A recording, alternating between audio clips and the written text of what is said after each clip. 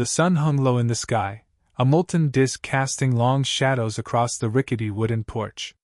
Barron sat cross-legged on the splintered floorboards, his nose buried in a library book whose corners had long since frayed.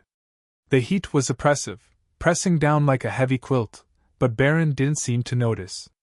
His lips moved silently as he read, mouthing each word as if tasting it for the first time. His mother leaned against the doorframe, her apron dusted with flour and exhaustion. "Barron, honey," she called, her voice soft but laced with weariness. "You've been out here all day with that book. You even eat lunch?" Barron looked up, startled, his dark eyes wide behind the smudges on his face. "Not yet, Mama. I'm almost done with this one, though. It's about the stars, how far they are, how they move. Did you know they've been burning for millions of years?" She managed a small smile, though her shoulders slumped under the weight of long shifts at the diner. "That's something, baby. Just don't let those boys catch you with your head in them clouds too much." As if on cue, the sound of laughter floated in from the dirt road. A group of older boys sauntered by, their faces slick with sweat and mischief. They stopped when they saw Barron, sitting small on the porch with his book. "What you doin' out here, Professor?" one of them sneered, mimicking the deep voice of a teacher. "Readin' won't get you out of this town." Another chimed in. "Yeah, better start practicin' for that dishwashing job. Ain't no college gonna take you anyway."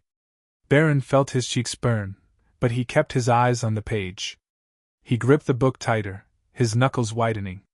His mother took a step forward, her gaze sharp as a knife.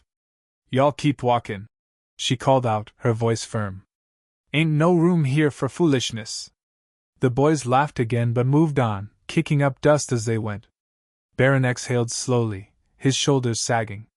"You all right, baby?" his mother asked, stepping onto the porch and smoothing a hand over his tightly curled hair. "I'm fine, Mama," he said, though his voice wavered. He glanced down at the book, its pages stained with fingerprints and smudges of dirt. "They don't understand. They don't even try to." She crouched beside him, cupping his chin so he had to look at her. "Don't you let nobody make you feel small, you hear me? You're bigger than this town, Barron.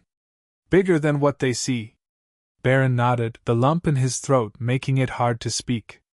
She kissed his forehead, stood, and went back inside.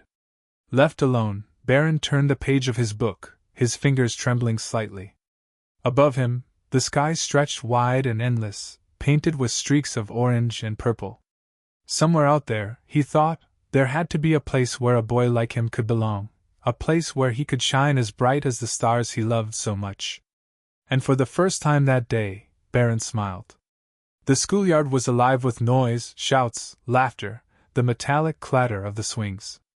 Barron stood near the edge of the playground, flipping through the pages of a hand-me-down science textbook.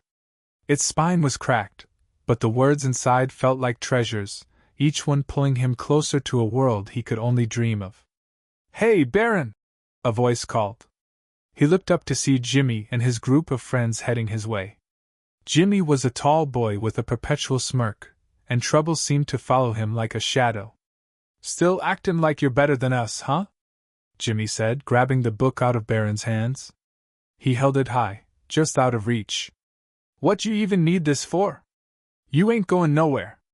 Give it back," Barron said, his voice steady despite the knot tightening in his chest. Jimmy flipped through the book, pretending to read. "Oh, look at this. Velocity is the speed of something in a given direction. You planning to run away that fast, Barron?" The boys laughed, and something inside Barron snapped.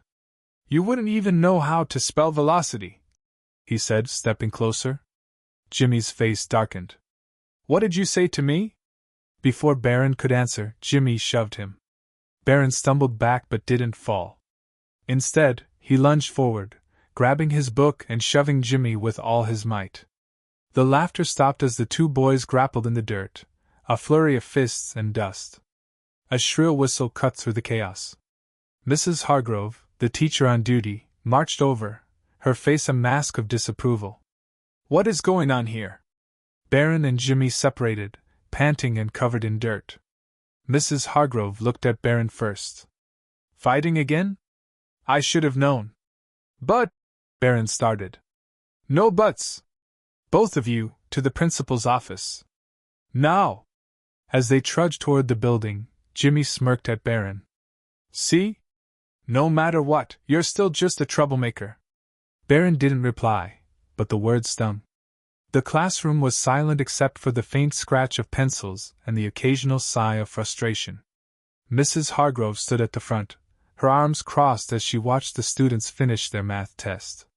Barron's pencil flew across the paper, his thoughts flowing effortlessly. Math made sense to him in a way the world didn't. It was logical, fair, an equation didn't care about who you were or where you came from.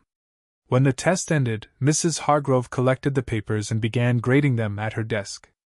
The room buzzed with nervous energy as the students whispered about how hard the test had been. A few minutes later, Mrs. Hargrove cleared her throat. I'll hand these back tomorrow, but I will say this, one of you got a perfect score. Her eyes landed on Barron, and for a moment, he felt a flicker of pride. Barron, she said, her tone flat. Did someone help you with this? Barron frowned. No, ma'am. I studied. She raised an eyebrow, clearly skeptical. Well, don't get too comfortable. One good grade doesn't mean much if you can't keep it up. The class snickered, and Barron sank lower in his seat.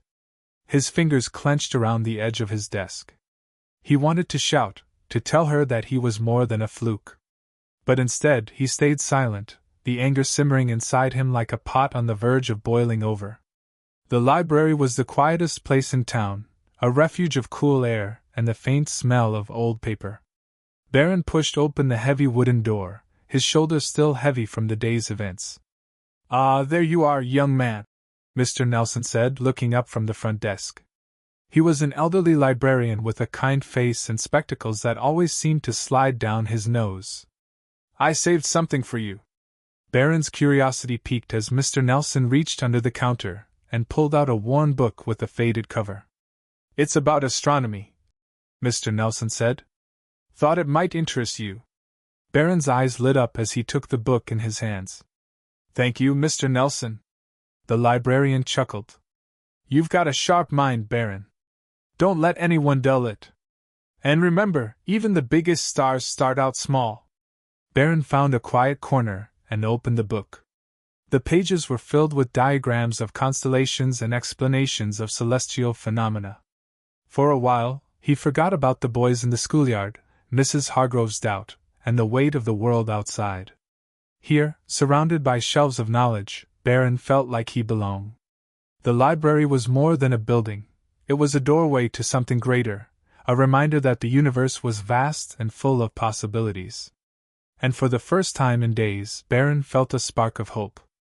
Barron sat at his small desk in the corner of the bedroom he shared with his younger siblings. The dim light from a flickering bulb barely illuminated the cluttered surface. He had just finished his homework and placed his freshly received report card on the desk, a perfect score in math and glowing remarks in science. He ran his fingers over the paper, a sense of pride swelling in his chest. Maybe, he thought, this was proof he was meant for something more. The door creaked open, and his older cousin, Darnell, stepped inside. He was tall and wiry, his clothes hanging loose on his frame. What you got there, Barron? Darnell asked, his tone casual but his eyes sharp. Just my report card, Barron said, holding it up with a smile. Look, I got all A's. Darnell's expression darkened. He snatched the paper from Barron's hand and studied it for a moment before scoffing. You think this means anything? You think this town's gonna care how smart you are? Barron frowned, reaching for the paper. Give it back, Darnell. It's mine. Darnell held it just out of reach, his voice hard. Let me tell you something. Ain't no doors open for folks like us. You're wasting your time dreaming about a world that don't want you. Before Barron could respond, Darnell crumpled the paper and held it over the flame of a nearby candle. The edges blackened, then curled as the fire consumed it. No! Barron yelled, lunging forward, but it was too late. The ashes fell to the floor, scattering like dead leaves. Darnell turned to leave, pausing at the door. Better toughen up, Barron. The world ain't kind to dreamers. Barron dropped to his knees, staring at the remains of his report card. Tears stung his eyes, but he swallowed them back. His hands clenched into fists as a resolve hardened within him. I'll show you, he whispered. I'll show all of you. The school gymnasium buzzed with chatter as families and teachers filed into the wooden bleachers. It was debate night, and Barron stood behind a podium on the stage, his palms sweaty as he gripped his notes. Across from him stood Trevor Marks, the son of a prominent local businessman. The topic: Does hard work or privilege determine success? Trevor went first, his voice smooth and confident as he argued that success was the result of inherent advantages: family, wealth, and connections. The audience nodded along, his words confirming what they already believed. When it was Barron's turn, he stepped up to the podium, his heart pounding. He glanced at his mother, sitting near the back, her hands clasped tightly in her lap. I hear what Trevor is saying, Barron began, his voice shaky at first. It's true that some people start out with more. But hard work isn't just about what you do, it's about believing you can do it, even when no one else does. He paused, letting his words settle. The room was quieter now, the audience leaning in. My family doesn't have much, he continued, his voice gaining strength. But I've learned that the size of your dreams isn't limited by the size of your wallet. It's limited by how much you're willing to fight for them. When he finished, there was a moment of silence before hesitant applause filled the room. It wasn't unanimous, but it was enough. Barron stepped down from the stage, his heart lighter than it had been in weeks. He caught his mother's eye, and she smiled, a silent message of pride and encouragement.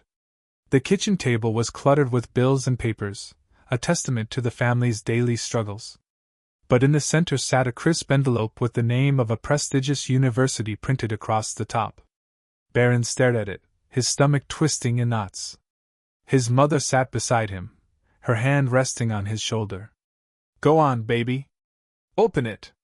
He hesitated, the weight of possibility almost too much to bear. What if they say no? Then we try again, his mother said firmly. But you won't know until you look. With trembling hands, Barron tore open the envelope and unfolded the letter. His eyes scanned the words, his breath hitching as he reached the part that mattered most. We are pleased to offer you a full scholarship, he read aloud, his voice breaking. His mother let out a cry of joy, pulling him into a tight embrace. I knew it! I knew you could do it! Barron held on to her, tears streaming down his face. The dream that had seemed so distant now felt within reach. That night, as the family celebrated with a simple meal, Barron sat quietly, the letter still clutched in his hand. He looked out the window at the stars, brighter than he'd ever noticed. For the first time, they didn't feel so far away. The office was imposing, with tall windows letting in shafts of pale morning light. Barron sat in a chair that felt too big, gripping his folder of documents like a lifeline. Across from him sat 3 members of the scholarship committee, their faces unreadable. So, Barron, the woman in the center began, adjusting her glasses. Your application is quite impressive. Perfect grades, strong essays. But tell us, why do you think you deserve this scholarship? Barron took a deep breath. He had rehearsed this moment in his head countless times, but now that it was here, his mouth felt dry. Because I've worked for it, he said, his voice steady despite the pounding in his chest. I've faced a lot of challenges, but I've never stopped trying. I believe education can change my life, and I want to show others like me that it's possible. One of the men raised an eyebrow. You've certainly faced adversity. But what makes you think you can keep up at a university like ours? The coursework is rigorous, and the environment can be challenging. Barron sat up straighter, meeting the man's gaze. Because I've been challenged my whole life. I've learned how to work harder than anyone else, and I'm not afraid of failing. I just need the chance to prove it. The room was silent for a moment, the weight of his words hanging in the air. The woman with the glasses smiled faintly. Thank you, Barron. We'll be in touch. As he left the room, Barron felt a mixture of relief and dread. He had done all he could. Now, all that was left was to wait. The porch felt smaller than it ever had, as if the weight of Barron's anticipation was pressing the wooden boards closer together. He sat on the steps, the envelope from the university resting in his lap. His mother stood behind him, her hands on his shoulders. "Go ahead, Barron. Open it." He hesitated, staring at his name printed on the envelope. What if it was a rejection? What if all his dreams ended here? "Whatever's inside, we're proud of you," his mother said softly. "You've come so far." Barron nodded, swallowing hard. With careful fingers, he tore open the envelope and unfolded the letter. His eyes scanned the words, heart racing, until he found the sentence he had been praying for. "We are pleased to offer you admission and a full scholarship." His breath caught, and for a moment, he couldn't speak. Then he looked up at his mother, his eyes shining. "I got it, Mama! I got it!" She let out a cry of joy, pulling him into a tight hug. "I knew you could do it, baby! I knew it!" Tears streamed down Barron's face as he clutched the letter. For the first time, the dream he had nurtured for so long felt real. The campus was alive with the hum of students and the rustle of autumn leaves. Barron stood at the edge of the quad, his suitcase in hand, staring up at the towering buildings that seemed to touch the sky. It felt like another world, one he had dreamed of but never truly believed he could reach. The nerves in his stomach twisted into knots, but he took a deep breath and stepped forward. Every step felt like a new beginning, the culmination of years of struggle and determination. He thought of his mother, of Mr. Nelson, of the long nights spent under a dim bulb studying until his eyes blurred. Barron found his dorm building and paused outside the door. He looked up at the sky, the stars now hidden by daylight but still there, waiting. "I'm here," he whispered, a smile breaking across his face. "And I'm just getting started." With that, he stepped inside, ready to embrace the future he had fought so hard to claim.